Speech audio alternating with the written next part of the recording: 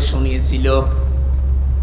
সব চাইতে আশ্চর্য, যেদিন ওনাকে হাসপাতালে নিয়ে আসার জন্য সই নিয়েছে, ওই দিন ওনাকে ধোঁকা দিয়ে বোকা বানিয়েছে জেলার আর সোপার। এখন যারা স্বীকার করছে,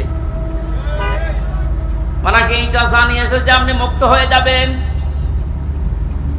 এদেশের নির্বাহী আদেশে যিনি দায়িত্বে আছেন ওই সময় ছিলেন, তিনি নির্বাহী আদেশ দিয়ে আপনাকে মুক্ত করে দেবে। আপনি মুক্ত বাতাসে আবার কোরআনের কথা বলতে পারবেন।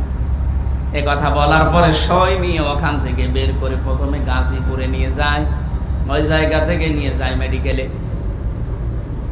ওখানে যাবার পর গাড়ি থেকে নামার সময় যে হাসিটা দেখেছিলেন আপনারা, আমরা তো জানি না, পরের দিন শুনলাম মারা গেছে। এখন ভিডিওতে দেখতে পাচ্ছি যে হাসিটা উনি দিয়েছিলেন, ওনার বিশ্বাস ছিল আমি আবার মুক্ত জীবনে কোরআনের কথা বলতে পারবো।